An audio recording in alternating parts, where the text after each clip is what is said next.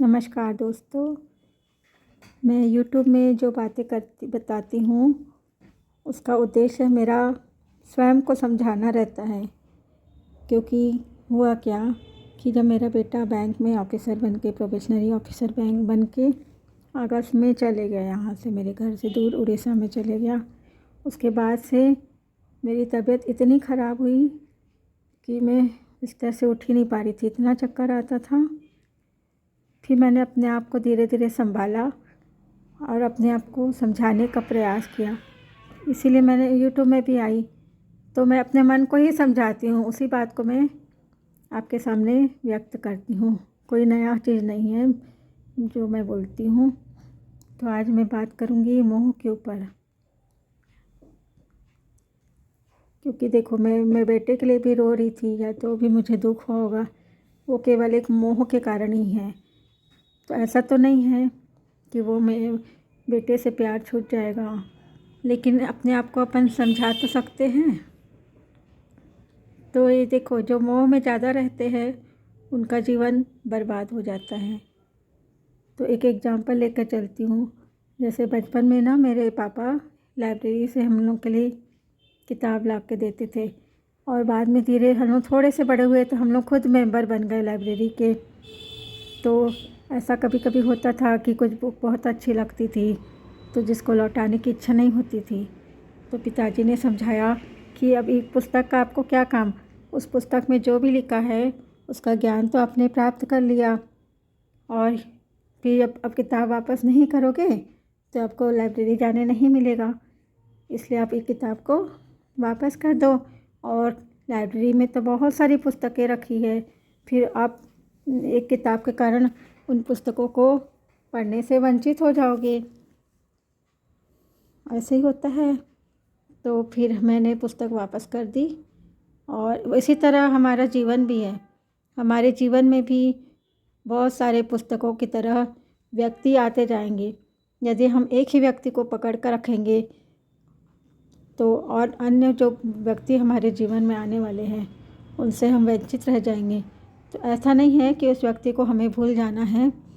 उससे जो हमको प्यार मिला है, उससे जो ज्ञान प्राप्त हुआ है, उसको हम संजो कर रखें और वक्त आने पर उस बात को याद करते रहें।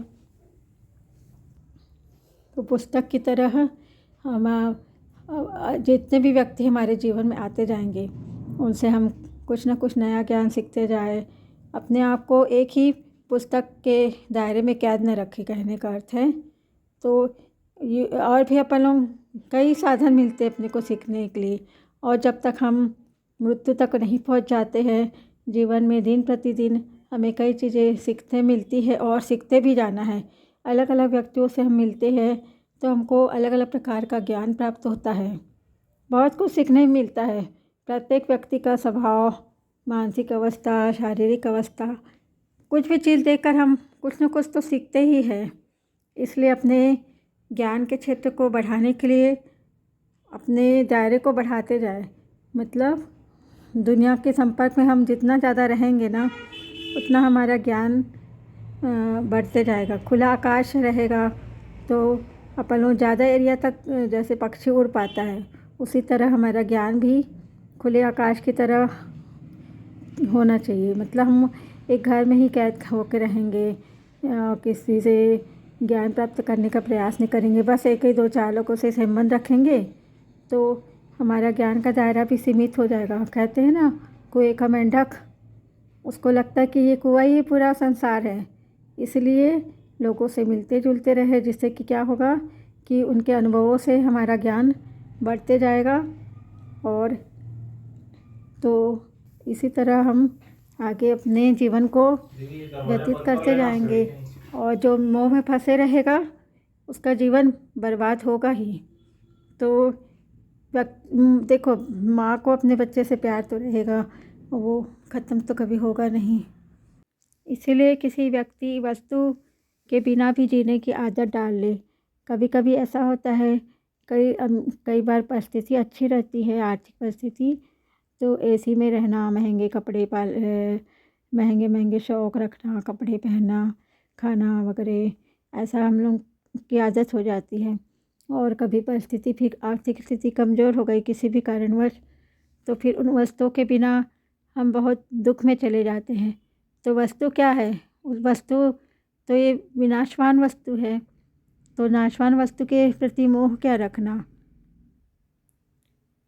इसीलिए कहते हैं ज़्यादा मोह में जो रहेगा उसका जीवन बर्बाद हो जाएगा। तो अपने आप को ये भौतिक वस्तुओं के प्रति ज़्यादा आकर्षित ना रखें।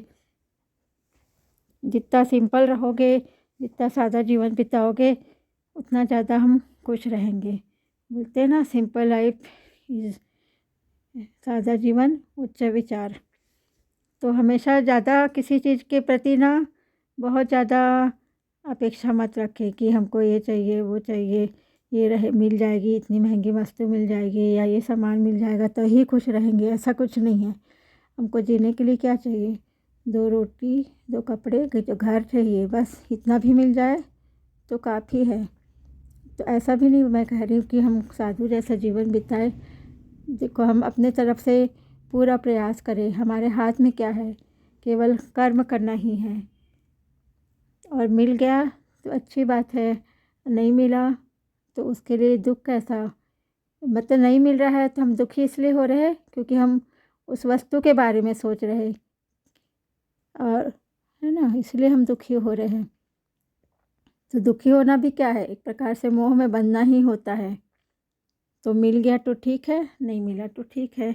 ऐसी भावना रखते जाएंगे तो हम हमेशा जीवन में खुश रहेंगे। बस इतना ही कहना चाहती हूँ। धन्यवाद सबको।